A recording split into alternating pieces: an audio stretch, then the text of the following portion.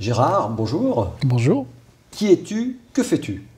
Alors, je travaille chez Enedis, une filiale d'EDF qui distribue l'électricité en France. Et je suis en charge d'une mission d'activité de gestion de carrière de tous les cadres de l'entreprise. Et je porte la transformation managériale d'Enedis, c'est-à-dire la transformation des comportements et des attitudes des managers et des cadres d'Enedis. Gérard, l'authenticité, c'est inné ou ça s'apprend? Cela s'apprend et ça se construit tout au long de sa vie, en tout cas c'est ma conviction, à une condition qui me paraît essentielle et paradoxale par rapport au thème de l'authenticité.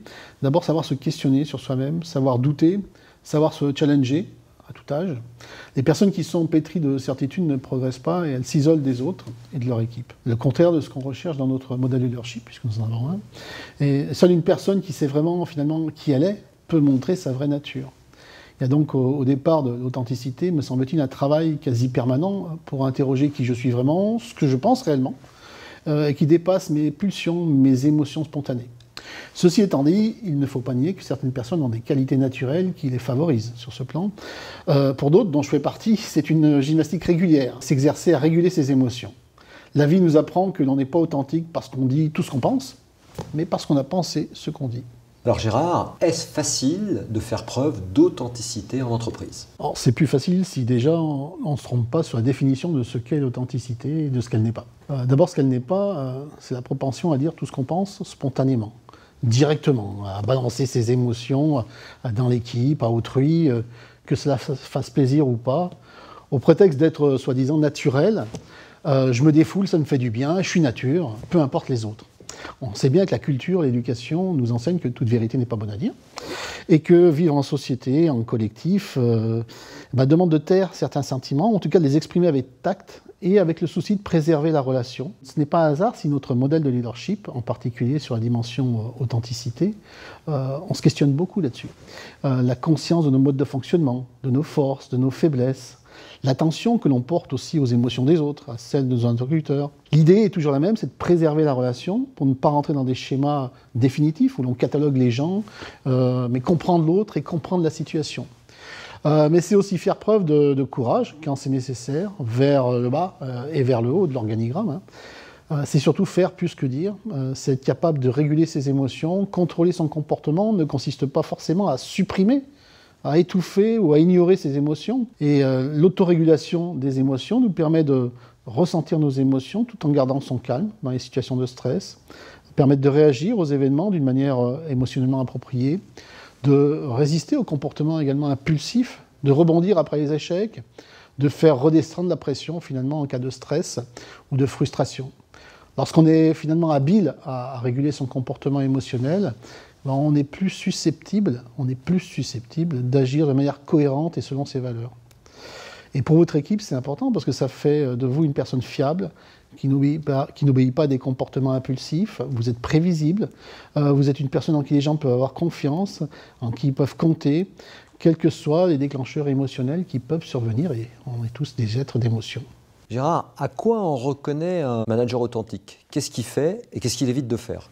Tout d'abord, le manager authentique, c'est une personne qui est reconnue par son management comme un très bon professionnel. Ça, c'est la première condition. Elle n'est pas suffisante, évidemment.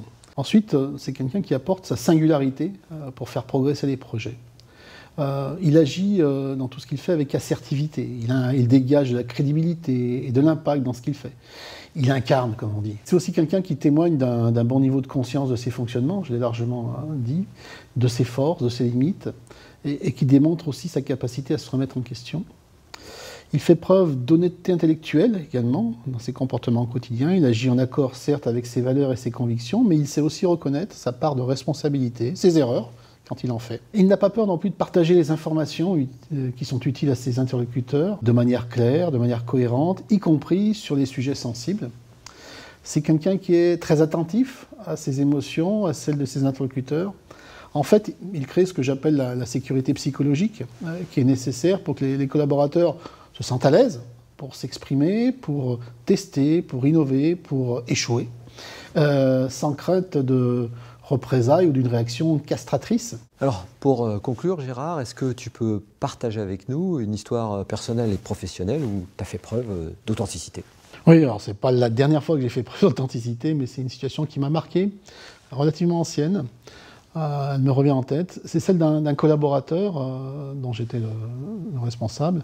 La quarantaine, sérieux, bon professionnel, investi, engagé dans l'entreprise, mais qui avait un énorme problème avec l'orthographe, au point il était parfois difficile de le lire ou tout simplement de le comprendre. La situation était délicate parce que c'était quelqu'un de plus âgé que moi, qui avait plus d'expérience, et puis surtout d'une gentillesse infinie, donc on n'avait pas envie de lui faire de peine.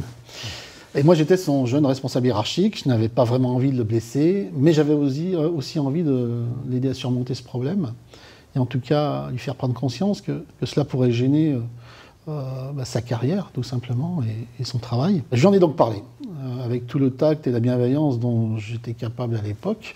Pas facile, et à ma grande surprise, il a plutôt très bien réagi, il m'a chaudement remercié, et il s'est mis tout de suite en action pour corriger la chose. Et la morale que je tire de cet événement qui me marque encore aujourd'hui, c'est que on peut tout dire, si l'intention est bonne et si les mots sont bien choisis. Vous connaissez tous Autant n'emporte le vent. Une fresque de 1500 pages, énorme best-seller en 1936. Un film légendaire de Victor Fleming avec Clark Gable et Vivien Leigh, Leslie Howard et Olivia de Havilland en 1939. 4 heures inoubliables en Technicolor, 8 Oscars, toujours l'un des plus grands succès au cinéma en dollars constants. Une œuvre universellement considérée comme l'une des plus marquantes de la culture américaine. Vous connaissez tous Autant en emporte le vent, l'histoire de Scarlett O'Hara, une aristocrate du vieux Sud dont le monde s'effondre au moment de la guerre de sécession. Une femme qui a grandi dans une société traditionnelle, conservatrice, aristocratique et esclavagiste, mais qui dans l'épreuve se révèle l'exact contraire d'une dinde écervelée. Obstinée, cynique, impitoyable, brillante, inflexible, Scarlett ne renonce jamais, ne lâche jamais rien, prend le dessus sur les hommes et les brise à l'occasion. Ce monument est l'œuvre d'une femme, Margaret Mitchell, qui remporte pour ça le prestigieux prix Pulitzer en 1937. On y a vu la quintessence du mélodrame, aussi bien que le tableau d'une société sudiste condamnée et la chronique d'un monde qui s'écroule, sur fond de péché originel de l'esclavage. C'est aussi un grand roman féministe, l'histoire d'une héroïne extraordinaire, aussi irrésistible qu'intraitable. Voilà, nous clôturons l'épisode 6 de Nos rebelles, nos futurs. Nous espérons que vous repartez avec des idées claires sur comment naviguer dans le dédale du management authentique tout en préservant votre essence. Rappelez-vous de toujours chercher votre authenticité malgré les tempêtes et les faux-semblants. C'est le défi de chaque manager. D'ici là, continuez à cultiver votre esprit rebelle car n'oublions jamais, nos rebelles, nos futurs.